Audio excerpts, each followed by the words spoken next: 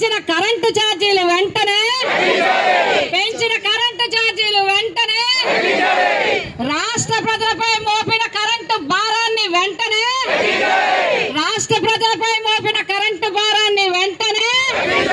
తగ్గించాలి. జై జగన్, జై జగన్, జై జగన్. ఎస్సీ ఎస్టీ 200 యూనిట్ల ఉచిత విద్యుత్తుని కొనసాగించాలి. ఎస్సీ ఎస్టీలకు ఉన్న 200 ఉచిత విద్యుత్తుని, ఎస్సీ ఎస్టీలకు ఉన్న ఉచిత రాయితీని,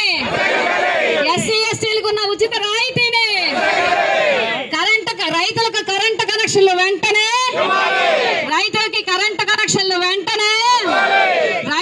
9 గంటల ఉచిత విద్యుత్తుని, రైతు ప్రజలపై మోపిన కరెంటు భారాన్ని, రాష్ట్ర ప్రజలపై మోపిన కరెంటు భారాన్ని తగ్గించాలి.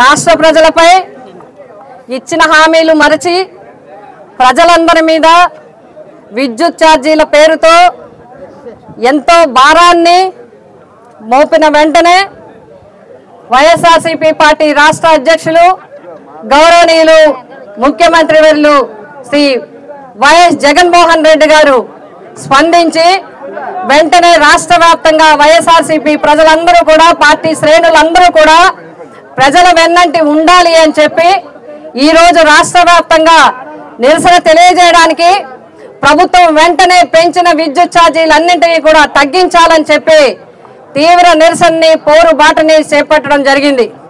ఇప్పటి వరకు వచ్చిన కొద్ది నెలల్లోనే ఎన్నో అంశాలని ప్రజలకు వెన్నంటి ఉండి వారి వెంట నడవడం జరుగుతుంది వైఎస్ఆర్సీపీ పార్టీ.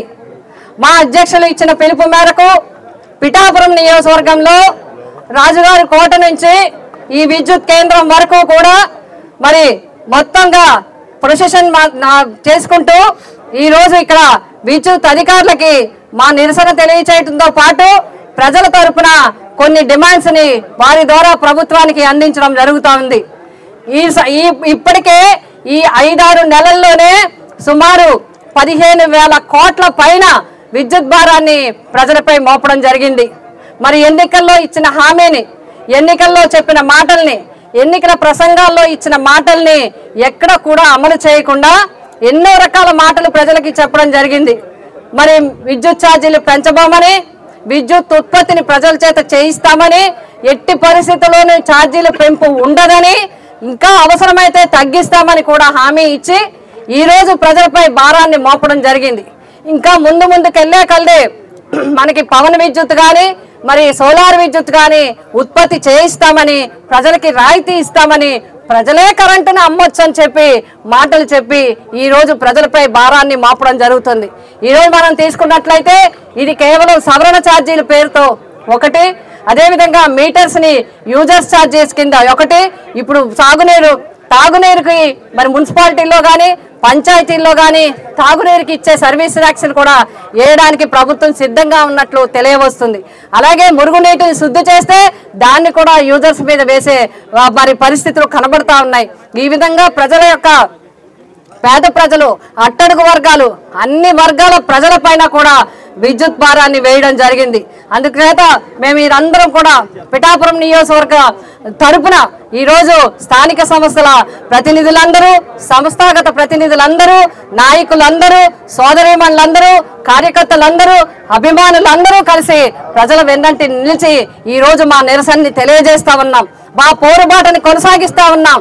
విద్యుత్ ఛార్జీలు తగ్గించాలి, అంతేకాకుండా ఎస్సీ ఎస్టీలకి 200 యూనిట్ల వరకు వారికి ఏ విధమైన ఛార్జీలు చేయకుండా వైఎస్ఆర్సీపీ ప్రభుత్వంలో జగన్మోహన్ రెడ్డి గారు ఇస్తే ఈరోజు ఆ 200 ఛార్జీలు కూడా తీసేసి వారికి ఆ 200కి కూడా డబ్బులు వసూలు చేసే, ఫీజు వసూలు చేసే విధంగా చేయడం జరుగుతోంది.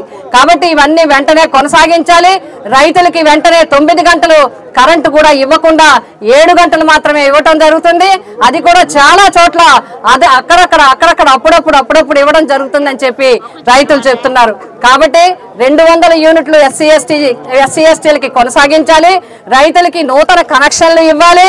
అంతేకాకుండా రైతులకి 9 గంటలు నిరాటంకంగా విద్యుత్ ఇవ్వాలి.